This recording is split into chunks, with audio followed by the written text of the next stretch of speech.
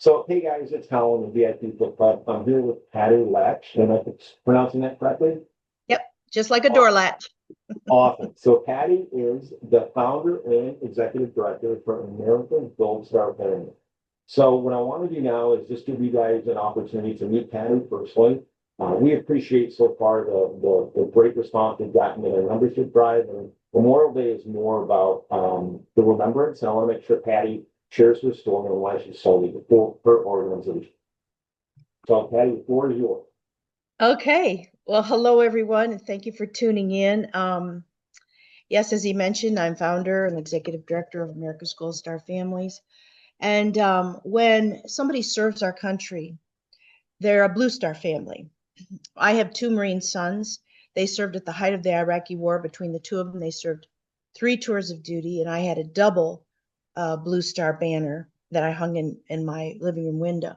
But when someone loses their life in service to our country, we say the star turns to gold. So that's where the term comes from. And there are Gold Star banners, there are Gold Star lapel pins. The Gold Star is in our logo. And so my sons came home. Lots of times I'm mistaken for being a Gold Star mom because I'm doing this, but that my sons came home, and as time went on, I just got thinking, what if? What if they hadn't? And what about those in my community who are living that grim reality right now? So I just felt compelled to do something to give back, to help, come alongside. And honestly, I just started this out by meeting with 3 different Gold Star families around a table. And I said, I want to help you, but you have to teach me how. I don't know what to do. And, but I am here for you and to meet whatever the needs are.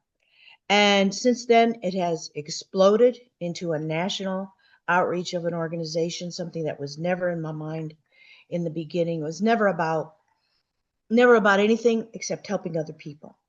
And so I started, and I met those people because I started attending funerals of strangers that were families of fallen soldiers. And I was just so moved. I'd never been through anything like that. Really, I had no military background. I had uncles that had served, but no immediate family members. And so the whole concept of things like Memorial Day were very had a completely different meaning. The pool, school's out, summer starting, barbecue, baseball, uh, just all kinds of fun stuff like that.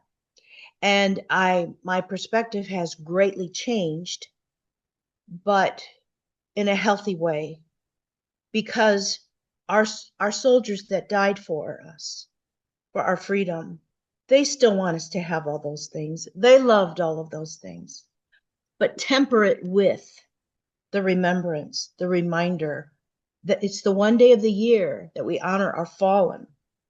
Veterans Day is for veterans. Veterans are living. They're deceased too, but they're living. And then, July 4 is our Independence Day. But this Memorial Day is when we remember our fallen. And so it's a mixture of, you know, nobody gets out of this life without dying. Nobody gets out of here alive. Um, so, and I don't mean this to minimize death of any kind, but this particular death is is for our freedom. There's no other death that represents that. That makes everything very, it's not just for our country, it's for you, it's for me. That makes it deeply personal. So, what do we do with that? Do what I like to say is do the next right thing, do the next good thing. We all take care of our family and friends, our inner circle.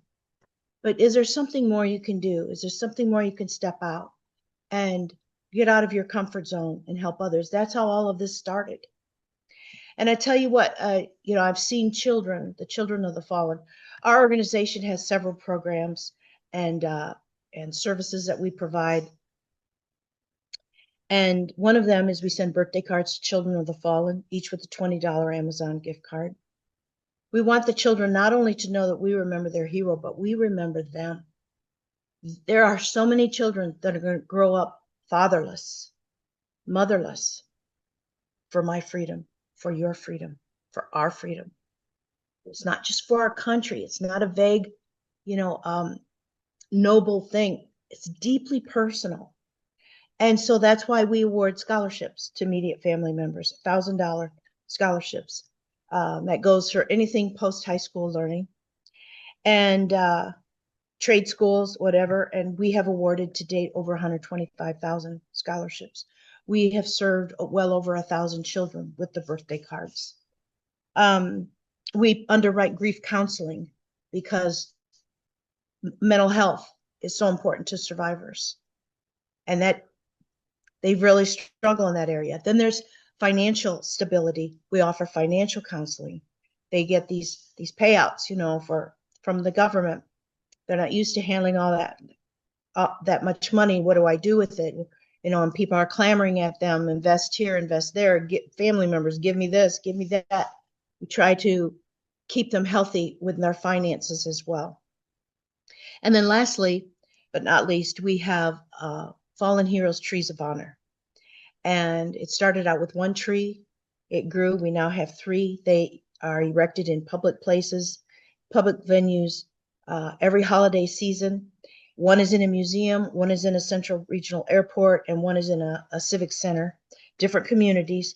They're each adorned with over 400 handcrafted ornaments bearing their likeness and their name, and representing over 40 states. So our tagline is honor, hope, and healing. These are ways that I've described how we honor, how we bring hope. And all of that is for the purpose of bringing some level of healing. We can never fix it. Can't bring back the dead, their loved ones. But we can do a lot between now and the rest of their lives. And that's what we endeavor to do. Our next big project is we're wanting to start a curveball fund. When life throws you a curveball, here we are. We can help. We already have the infrastructure in place.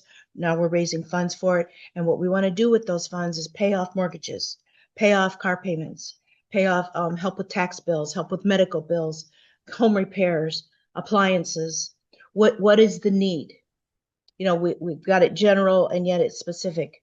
And we want to start with $250,000, $250,000. Like I said, the infrastructure's in place. We've got the names. We've got the national network, but the needs are great. And I get calls and emails for needs, and we can't do it. You can't meet it. We don't have it yet in place, but that's where we're headed. So I'd just like to end with a few stories about healing, how I have witnessed healing. There was this one Gold Star mom. She was a single mom. She lost her only son. She had one daughter. They were very close. And she was so grief-stricken that she could not bring herself to order the headstone. That would have made it too final for her. And so she just never got around to that part. Well, years went by, a few years went by, and the guilt of not having the headstone was superseding the grief. But she was stuck. She didn't know what to do. So I called her up one day and I said, Susie, how about we do this?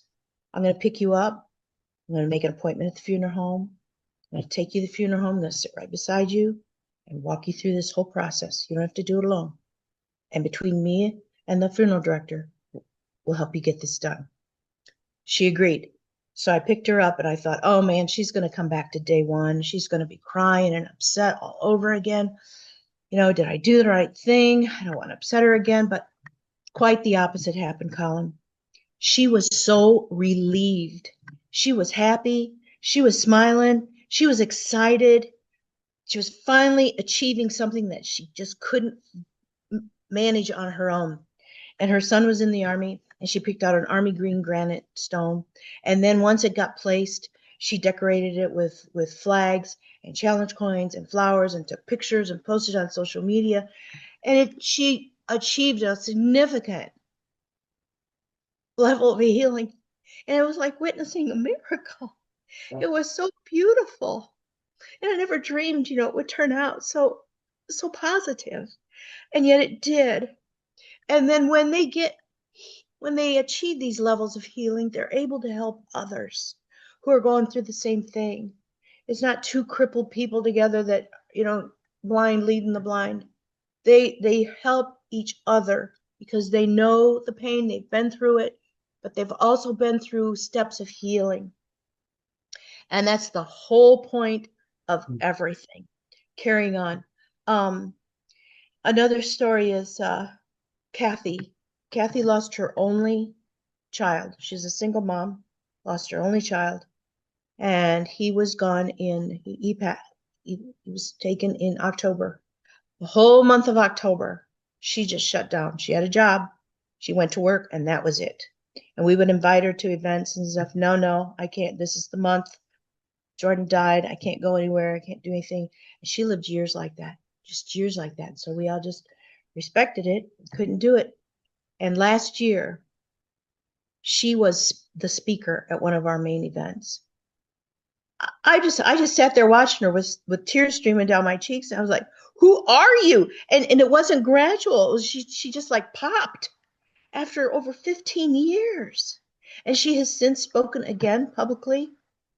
And I was like, I never thought that would happen with her, but here it is. And it's just like we just keep doing what we know to keep doing, because people plug in at different times in their lives at different levels.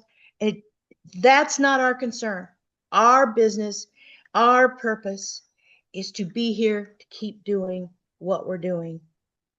And good things are happening. People are being helped.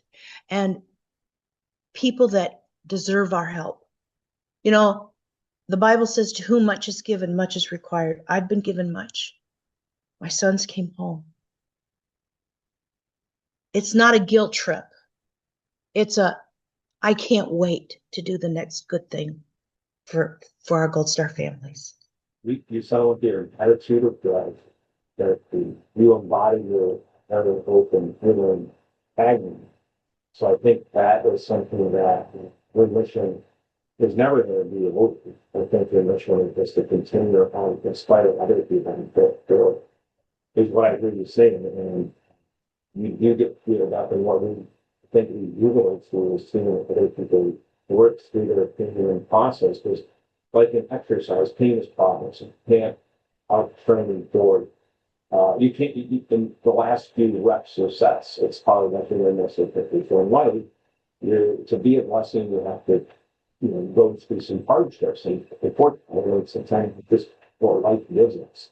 But it sounds like we help people bring people faster than character in these hard things. Really honor them because it's easy to succumb to the unfaithful and to the devil wants us to have pity, to feel like, he's wrong. And we're not always going to know why things happen and bad things happen, but it's how we know that. I think you've given the survivors the hope and the know that they're doing something that's making a difference is huge. And that's what we hope everyone that sees that, despite the news, despite everything else that's going on, there's a lot of people, you can do whatever you're doing, whatever your fit for. I hope that the message is today that you can affect change, and hopefully their decision to support your organization, the us locking arms, they see that the dollar is a very, very good promise.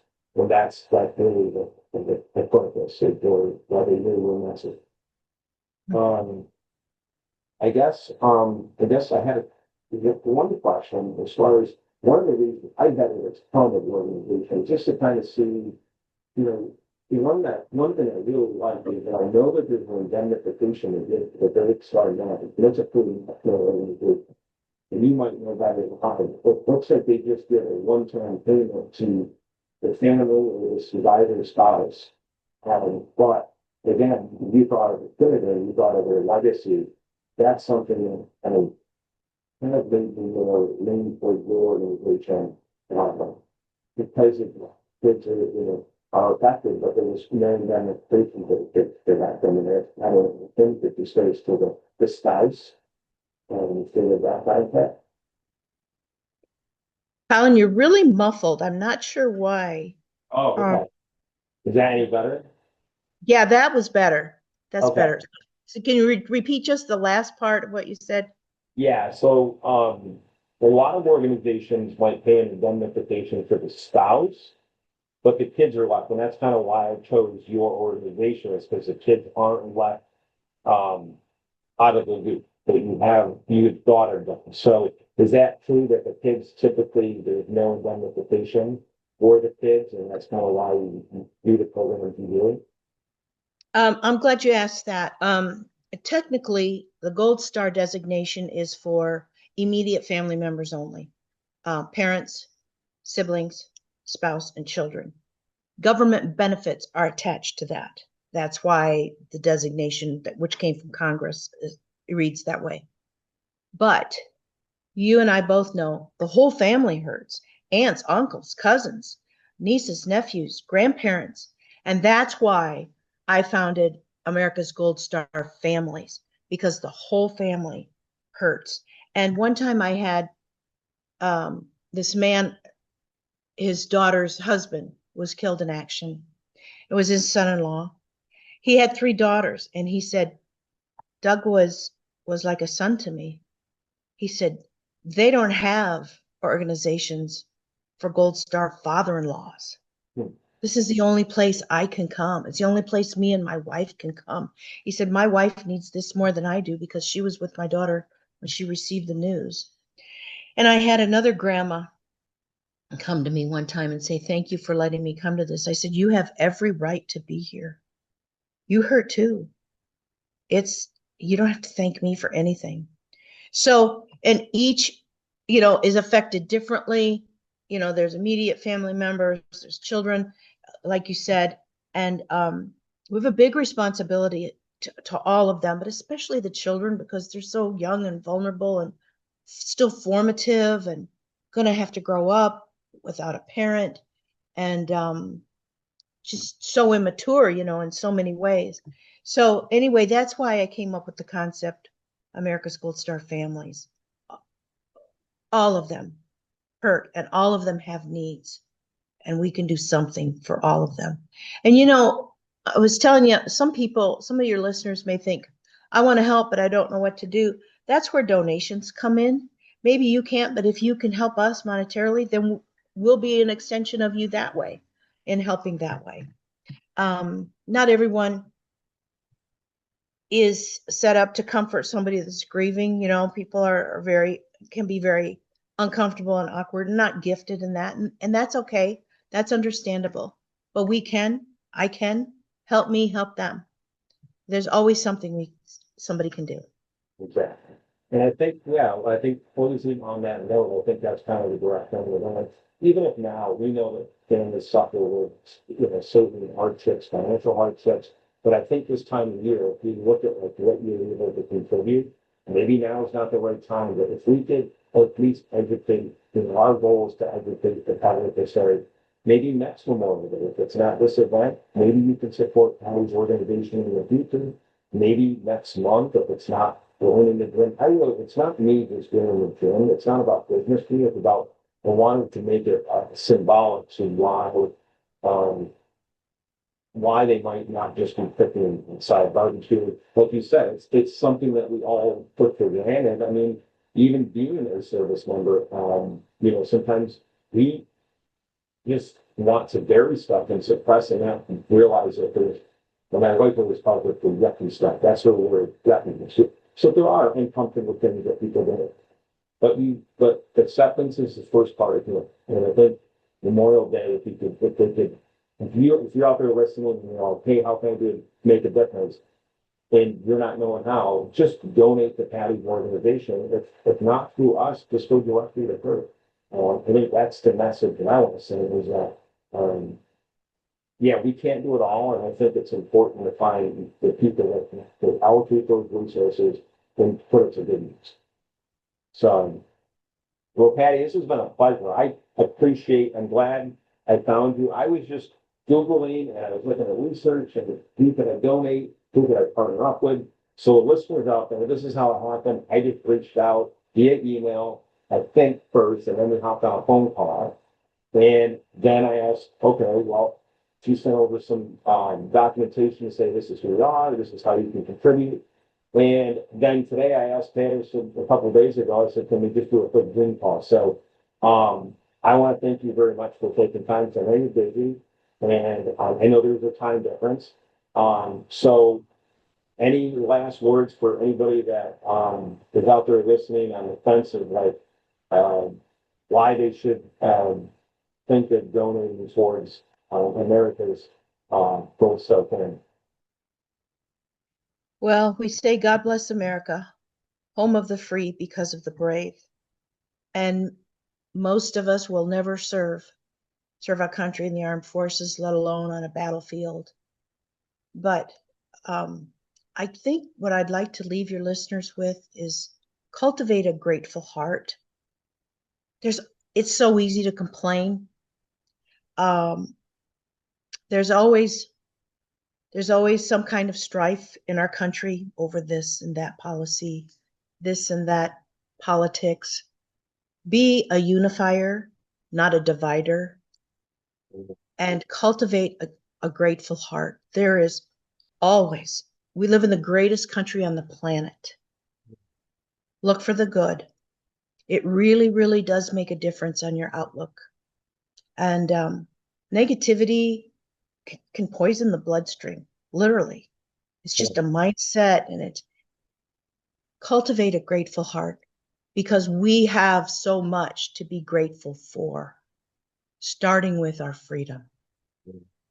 Also, and on that note, I don't think I could close it any better. And you know, whether you're faith driven or not, guys, I think it's for me. I believe in God, and I believe you know, God led me to you for a reason to help in any way we can. So I'm hoping that the listeners either take advantage of the opportunity to be a vessel. And I look forward to maybe this is something we can do in years to come. And maybe we can find That would be another great. event that we could do to collaborate and pay it forward. So God bless, Patty. And I definitely will be talking to you again soon.